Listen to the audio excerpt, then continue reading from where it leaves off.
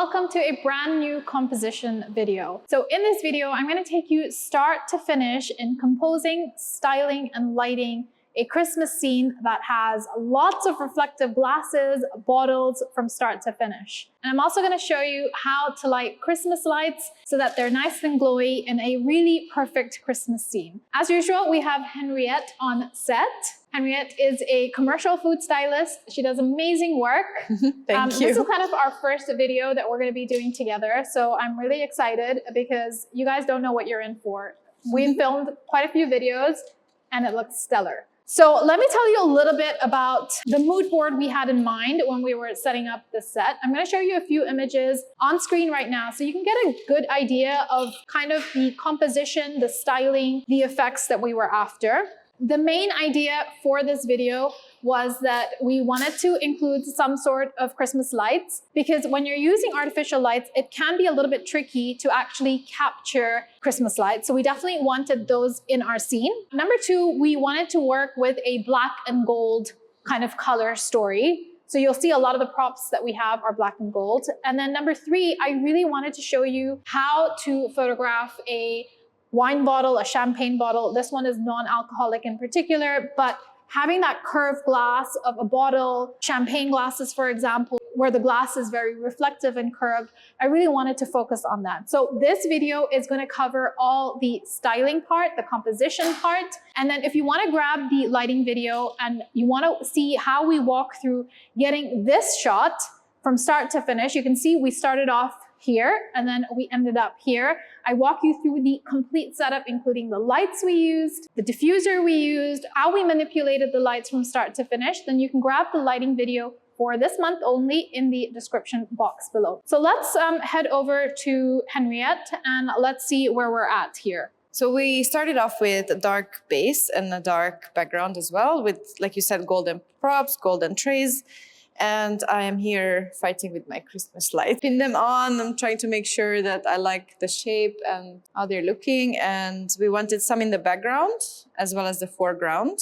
Yeah, and I think it's important with Christmas lights, a couple of things. Number one, we were quite strategic with using a black background. And if you're shooting Christmas lights, you want contrast between the lights and the color of the background that you're using. So that's why we chose black. It wasn't just because of the mood board, but we wanted that contrast between the light and the black. If you were to actually shoot this on a white background, for instance, it would be much harder for you to capture the glow of the actual lights. So that's number one. What else have we got on set in terms of styling? So we have our bottle here. Yes, we got some champagne glasses. So I made some fake champagne. I was using apple juice, water, and this drink that's slightly pinkish in color, but I believe I need to dilute it a little bit more.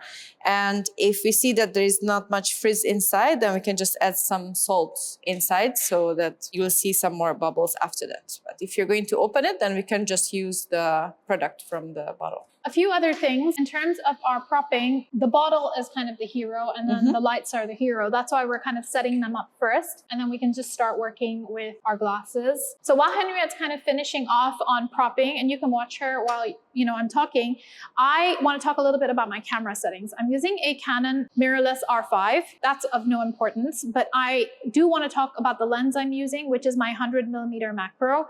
And I specifically chose a prime lens for this as opposed to a zoom lens because we have a lot of glassware and we want to make sure that all of it is straight and not distorted. So that was really important, which is why I've chosen the prime lens. And then number two, let's talk about the aperture. So in the lighting video, we're going to talk about the camera settings in a bit more detail. But I think in terms of aperture and capturing Christmas lights, I will show you the differences, but for now we're starting off at f9. I normally like to have my aperture at f16. I like to shoot really not wide open. I want everything in focus, but with Christmas lights in particular, you want to ensure that the lights are actually, soft with bokeh and quite glowy. The lower the aperture, the more bokeh you're going to have in terms of the glow on the actual lights. So we will play around a little bit with the aperture, but let's start off at f9. And then in terms of angle, these are bottles, so I'm going straight in. I might change it up a little and go a little bit closer or higher later, but we will see later on. For now, it's fairly straight on. for now, I just want to take one shot. I want to see where we're at. So another thing I also want to quickly chat about is the backdrop that we've used. We've just used plain black material. The aperture is set at f8, f9, so it's going to be blurred out. So I'm really not focused that it's just a normal black cloth. It's got a few wrinkles on it. But I just want to bring your attention to the fact that it's actually a little bit further away from the table. So there's actually a bit of a distance between the table and the background. Because the further away it is, it just allows us to control the spill of light that's on the background. And again, this is something we'll talk about more in the lighting video. And then we can just move it in and out. And also the further away it is, the more blurred out it's also going to be as well. So that's something that we definitely want to do when you have a setup going which has a backdrop and a base. And we've just kind of mounted it on 2 C-stands. So this is where we're at right now. First of all, this looks like a tree. You said you felt like something was missing. Yes. Okay, you'll probably notice if I put the grid back on here as well, glasses are not straight. And the reason for that is that our tray is slightly domed. I'm not sure there's anything we can do about it right now. Shall I put blue tack underneath? We can, let's try that. And then we can just get rid of that in post. Like here it will show, but like here, I mean, does it really bother you too much? Honestly, if you don't put the grid, I wouldn't notice. Okay, so are we happy with the setup that's happening here? It's so nice. So let's then put the cork here. Let's fill up the glasses and then let's add some salt if we need to later on. Perfect. Okay, a question. Are you fully happy with your light? Because it would be nice to get some bubbles. No, we're going to work on light later. Okay. So no, we're not. All right, so we'll just do hopefully the magic trick of adding salt to it. Okay, perfect. So I'm just gonna bring my microfiber cloth and I'm going to clean up these glasses a bit. So basically, if you look on the screen right now, the lights are not showing at all. And that's because we need ambient light to be able to get the glow of the lights that are at the back. So this is pretty much something we're gonna have to do twice, because what happens is to get ambient light in, I'm gonna have to drop my shutter speed so that we can get the glow of the actual lights. But when I do that, it actually mixes the color temperature of the ambient light with the flash. And that can look a little bit dirty. So what I want to do is, first of all, capture the fizz and the champagne. And then what we will do is, once we have that shot, we will then reduce our shutter speed, get some ambient light in, probably change the aperture as well and blur it out, and then combine the 2 images in post-production. So for now, let's not worry too much about those lights. I don't mind it the way it's sitting. If you want to change it to something better, go ahead. I can put live view on for you, but for now, I'm good. Okay. Do you want to pour champagne into all of the glasses or just a few? Yeah, all of them, but just different amounts in all of them. Right. I mean, to be fair, there's no point in me shooting because I need all the glasses filled up. But I guess this will be a good test of the salt trick. I think the one that's right at the front is fine. That one you can definitely fill more. I think that one's good. That one's good.